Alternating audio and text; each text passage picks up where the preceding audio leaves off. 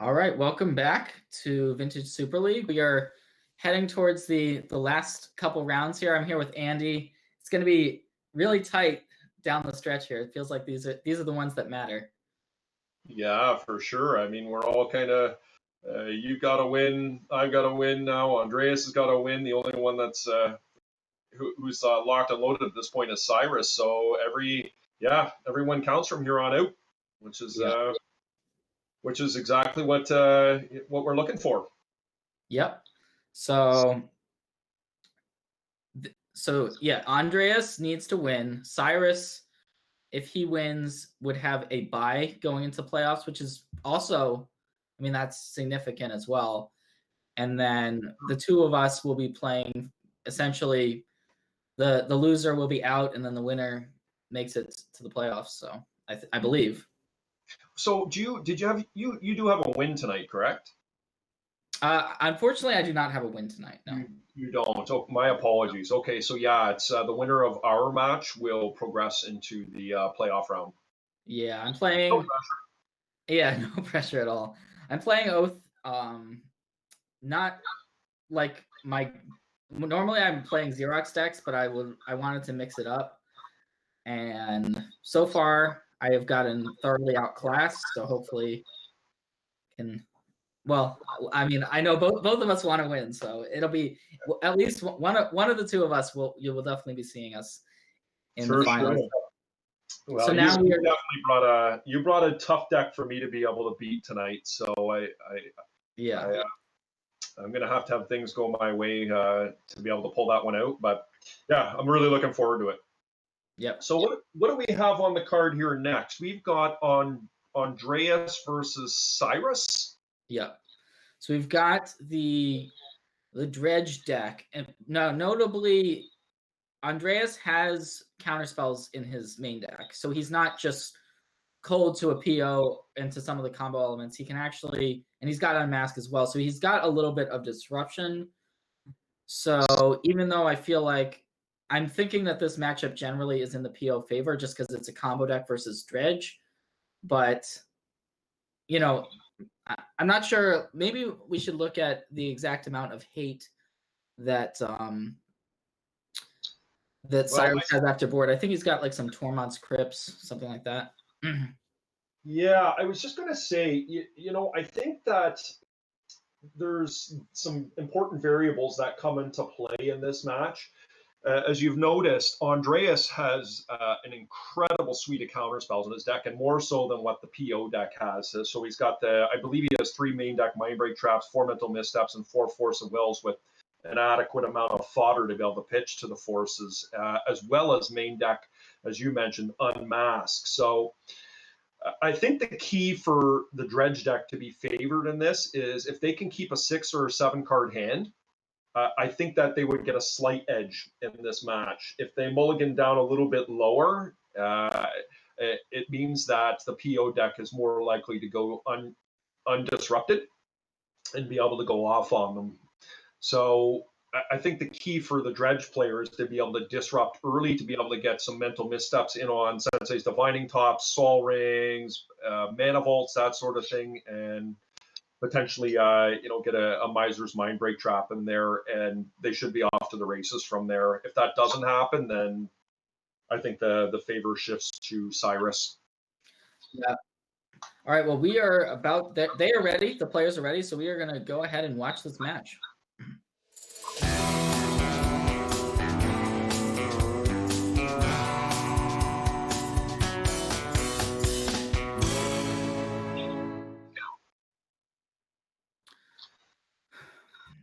All right. So it looks like Andreas does have a Bazaar in his opening hand, but there's no actual disruption element to it. It's just kind of a dredger. But do you just keep any Bazaar hand? Is that kind of what 100%. you signed up for? Yep. 100%. I mean, this is a scary hand for Andreas to keep because of what he's sitting across the table from, an extremely explosive deck. But as you can see, Cyrus has what I would call a culprit type hand, because keeping a Sol Ring is not very good against a deck that has 4 mental missteps in it. And Leading off with preordain against Dredge doesn't seem very strong either. Yeah, Cyrus needs a few things to go his way. He's missing that critical density of artifacts to be able to do what he wants to do. Yeah, I don't know about you, Seth. I'm not an expert with paradoxical outcome by any means, but I think that's a little bit of a suspect keep from Cyrus. I realize that he's got the whisper next turn to try and build himself up, but this hand is just so very easily disrupted. Like look what Andreas just drew into here: a force of will and a misstep. Well, he's actually going to go ahead. He drew. Is that a time twister? Yeah, or that will not resolve. Yeah. So interesting that he would just go ahead and jam that here rather than trying to dig, because I feel like Andreas is more likely to want to counter the twister. Maybe he could have preordained, tried to. I guess as it turns out, Andreas also. Well, or maybe he just picked up that mental misstep. He might not have had that last turn. So he did. I was just going to comment. I think one of the reasons why Cyrus was desperate to get that twister off there, Seth, is it shuffled Andreas's dredgers back into his library. True. So he had the stinkweed and the troll there. I think that getting those out of the yard is a pretty big game when Andreas is basically doing what he's doing now, untapping and going to go off. Yeah. And now Andreas is definitely in the driver's seat in a major way. I mean, Cyrus, he didn't progress his board at all that turn. And if you're not progressing your board with the paradoxical outcome deck on turn 2, then things are not looking good. Yeah, I agree. I think one of the cards that Andreas is actually looking for here, Seth, is a Cabal Therapy. He does have one in his yard there, so if he so chooses, he can go and he can strip those POs out of his hand. Now I'm wondering, is PO the name that you go for first with a therapy? And it might be.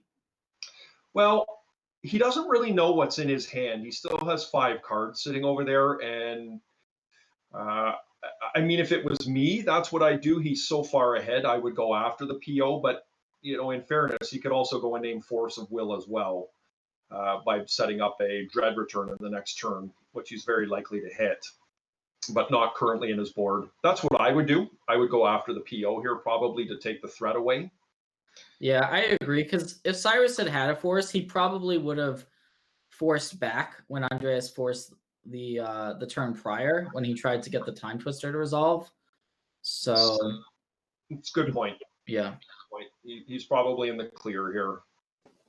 And of note, Andreas is an expert at playing PO, so he knows exactly what he's doing with reference to threat density, what he's after here. Yeah.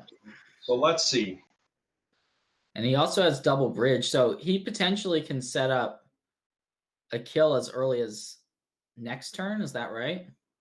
Yeah. He's got the Dread Return in hand here. And so next turn, he's 100% going to go off. He's got an Icarid coming back in. He's got double bridge. And, of course, he's got the Dragon Lord Polygon there. Yep. So this game is, for all intents and purposes, over. And he did name Paradoxical Outcome, Seth. So wow. Cyrus's hand is essentially being neutered here. He's going to try and, I don't know what's correct here, Knight's Whisper or Preordain. Probably Knight's Whisper to avoid a misstep. But that's not going to be enough. Yeah, certainly not. Certainly not. He has been, his hand, I mean, seems like every turn has just been a nightmare for Cyrus this game. Yeah, this is the menace that this pitch dredge deck has become. It's just so versatile. It doesn't really care about cards in its hands. It just can pitch with no mercy and disrupt you just enough to be able to kill you. I was impressed that you were actually able to beat this deck. Can you walk me through how do you feel your matchup is against Dredge in general? I would say it's probably about 50-50. And of course, play draw matters there. I think it goes up maybe 5% either way, depending whether you're play or draw. But one of the problems with the Manaless Dredge deck is that they really struggle against sphere effects. So Thalia's, Thorn Amethyst, Sphere Resistance. And once you resolve those, you're able to keep your things like your Grafdigger's Cages in play. And essentially you can build up incrementally from there. Like you saw in my game that, I was sitting there with a piddly 1-1 Overseer up against 2 games of very early on Hollow One, which was beating me down pretty fast. But of course, over time, I was able to build it up, my creatures up with the Overseer and overwhelm them. So it's pretty good. Wasteland is incredibly good against Manaless Dredge. Like if you get the Bazaar, you usually can pull ahead pretty quick. So yeah, sometimes they get you. Sometimes you get them. I would consider myself pretty lucky there, being on the draw in game 3. Yeah, I noticed specifically one thing that your deck has access to that Cyrus does not is the mana disruption like a Wasteland, because the reliance on this deck is all in Bazaar, right? So if you're able to remove that from play, that's when the Dredge deck looks a lot worse. So the Wastelands came up big there. It seemed like it's huge. Yeah, Wasteland's an integral part to being able to beat that deck. As you can see here, I mean, Bazaar, it just didn't take any time, right? You're able to dredge a couple times, and even from there, even if you lose your Bazaar, you can still, slow dredge and usually get there. So it's extremely powerful, as was just showcased here by Andreas with a very clean win over PO. Yeah. So to answer your earlier question, when inquiring about what was in the sideboard for Cyrus, I think he just has the 3 Tormod's Crypts, Seth, that are of any relevance here. Well, I'm guessing he'll be bringing those in. I'm going to go ahead and go out on a limb on that one and say those will be coming in. But Tormod's Crypt is the weakest of, or in my opinion, it's the weakest of all the dredge hate. You can quite often force your opponent to pop it very early on for fear of getting a Narcomoeba or an Icarid into a prized amalgam type play. Of note, Andreas has Chalice in his deck, which will also shut that down if he doesn't have it turn 1. There's the Chalice. It'll be interesting to see here.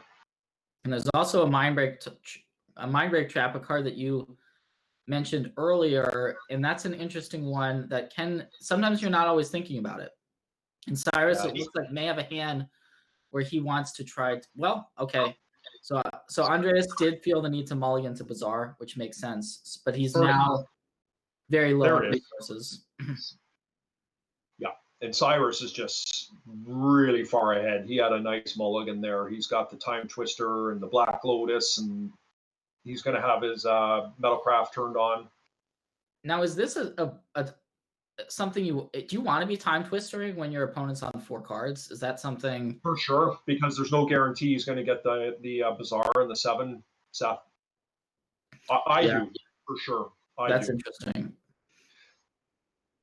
Because, as you saw, like, how many cards did Andreas just see here, and he didn't see a Bazaar, like a whole bunch. So if he actually successfully Time Twisters him out of having a Bazaar, it's pretty huge.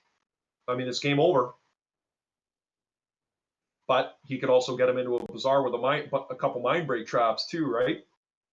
Yes. So it looks like he found the Bazaar, but no other interaction. So that seems okay, because now, it looks like Cyrus wants to hold on to the Lotus for next turn to set up a big turn. Yeah, I agree with that line. I think that Cyrus is in a very strong position here. What will be problematic for Cyrus is, I was just about to say, if an unmasked tent shows up here. Yeah. So the problem with this in my mind is that you're allowing Andreas to see a bunch more cards. We see that he found the Force of Will and the Unmask. Had Cyrus gone for the Time Walk immediately, then he's getting another turn.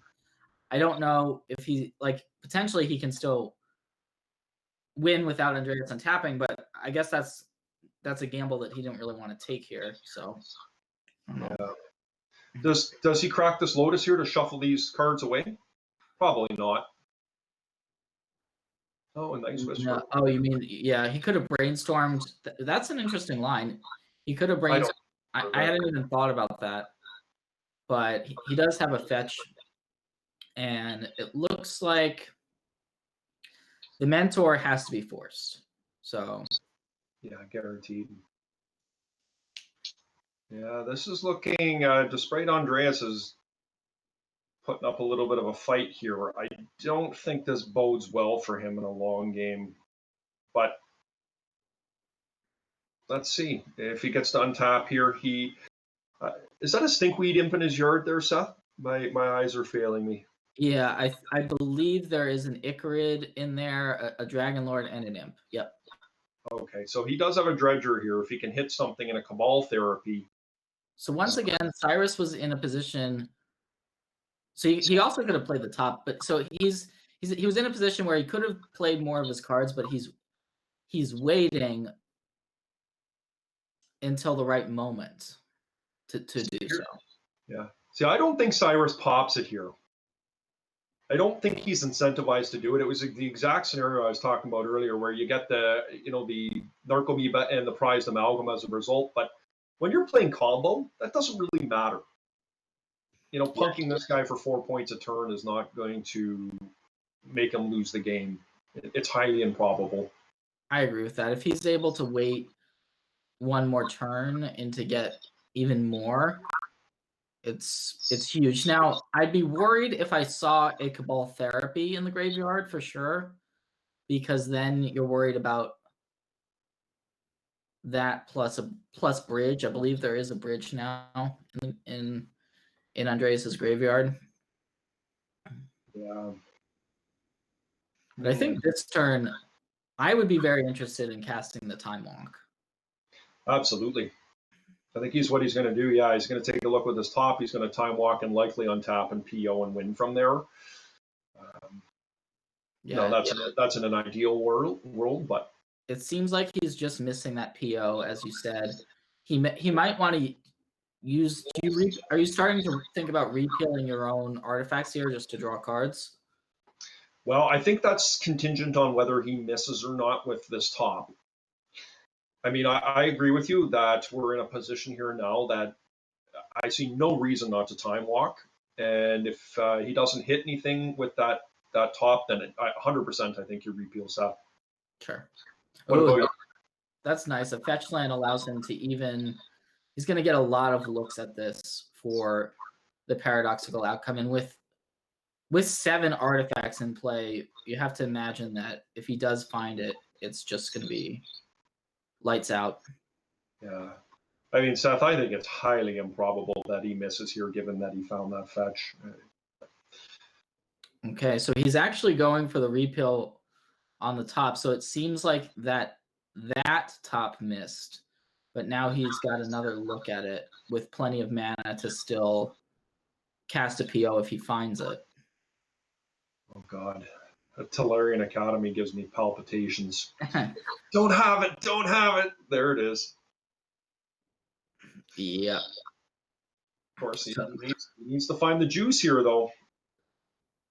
Oh, he did not find what he was looking for. So that was kind of unlucky, I would say. Yeah, because here's where it starts to get really perilous. Like, I guess my apologies. He's got the Tormad's Crypt here, so Cyrus is insulated against any type of shenanigans right now.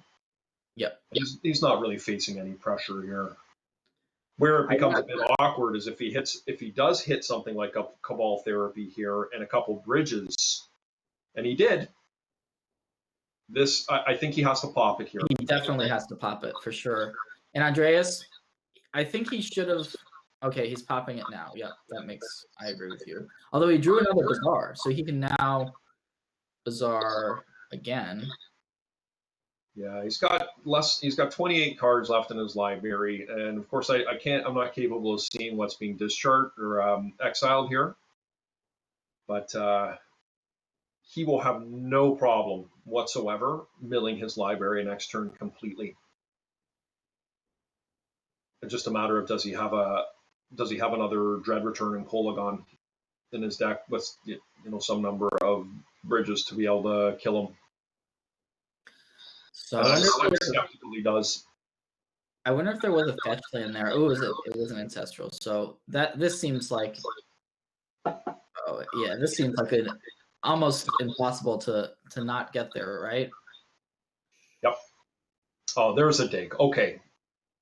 That's more than adequate for him to be able to find one. He's got 37 cards in his library, so he's gonna see about 20% of his deck there. Yeah, I mean 25% when you take in the Sensei's Divining Top.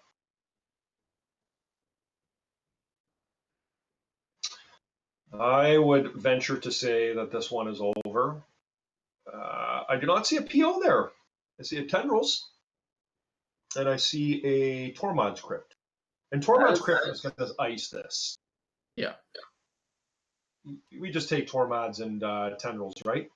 Oh, we found a Mind's Desire. Oh, that's spicy. He has the potential to kill him here, Seth. So he's 2, 3, 4. He can get 4 desires off. 5 with the Tendrils. I don't know if he'd want to use his Tendrils like that. I like it. Yep. I like it. And of course, he can still Tendrils. Oh, Mind's Desire is so good. Scalding Tarn. Oh, Yogwill. He's got a Yogwill. Okay. This is over. He's just going to be able to accumulate Lethal Storm here with a snap of finger. I agree. All right, we're going to be going to a game 3.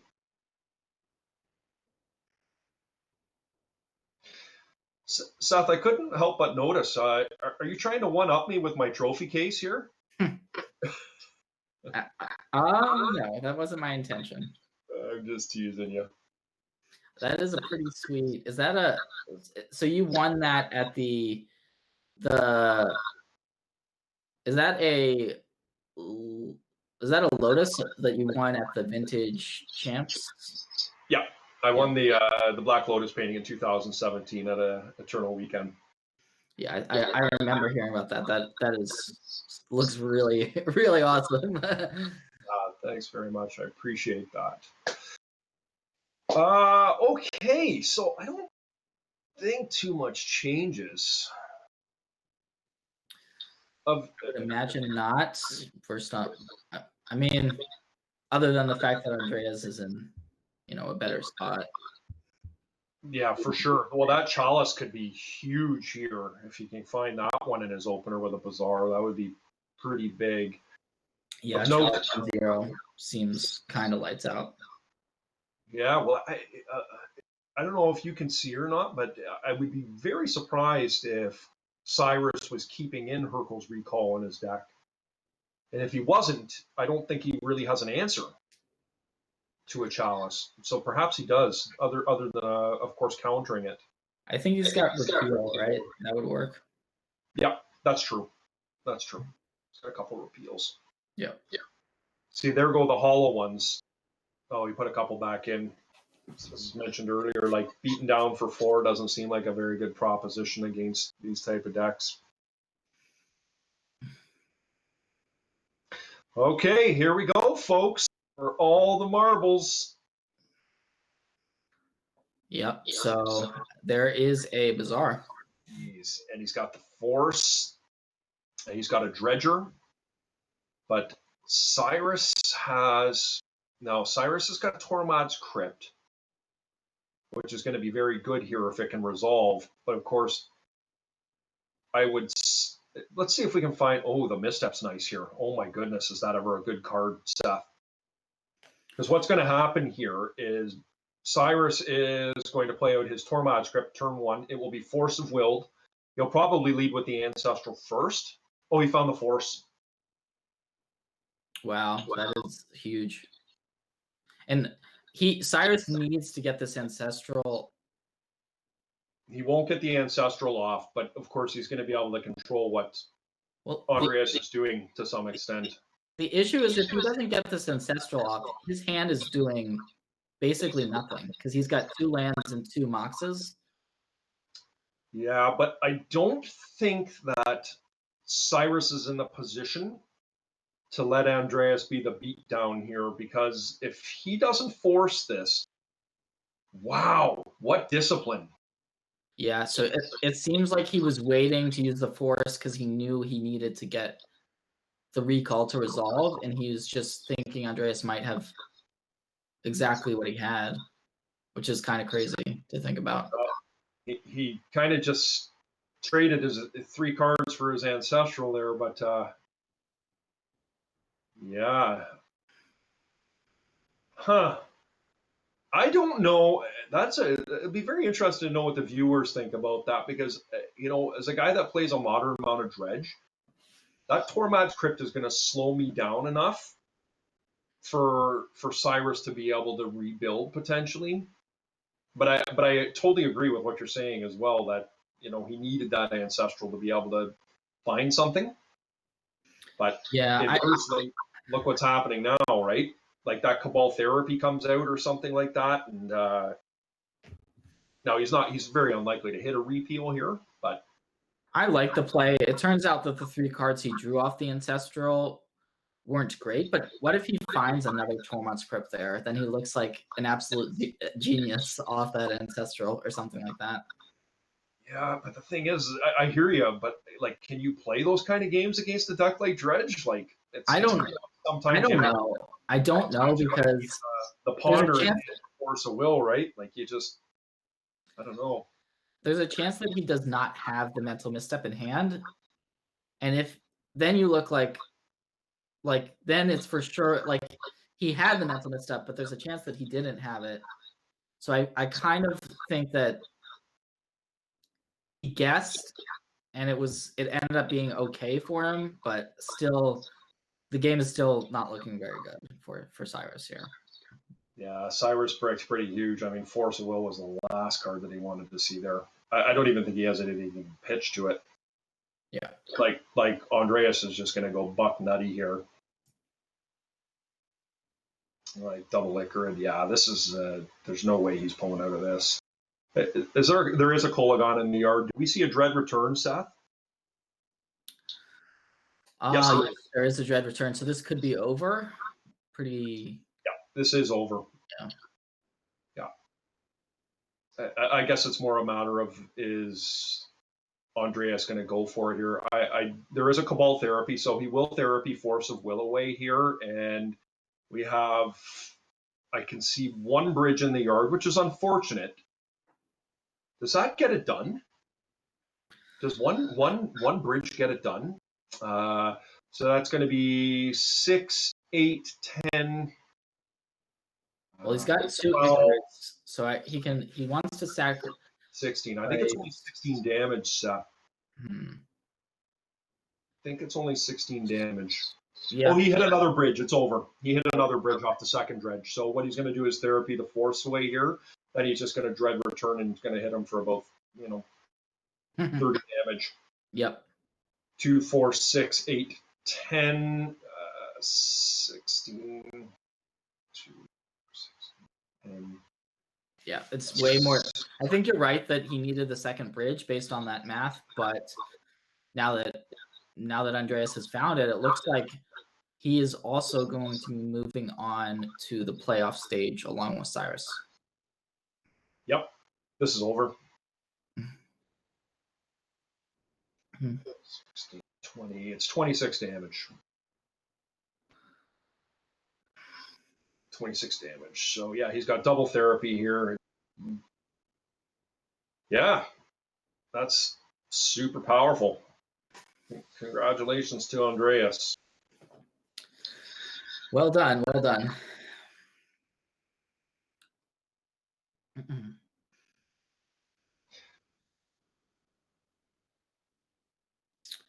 So Is this a deck you would ever pick up, Seth? Dredge. Yeah. Not Dredge. to seek your intel for later rounds or anything like that, but I'm not opposed to picking it up. It's not my traditional style, but then again, vintage dredge is really very different than something like a modern dredge deck. It's just a completely different philosophy, and I'm not that great with mulligans. So the idea of just knowing that you're mulliganing towards Bazaar, and then if you have Bazaar, you keep, is just kind of very like straightforward to me. And so I like that about the deck. It seems like it was a good metagame call for this week. And because there wasn't actually a ton of graveyard hate, I wasn't necessarily expecting that much dredge this week, so I think it was a great choice. And when dredge is a good metagame call, it looks really good. Yeah, no, I agree with you. All right, well, I guess it's down to us, Seth. All right, well, we'll be facing off again to see which one of the two of us will make it through.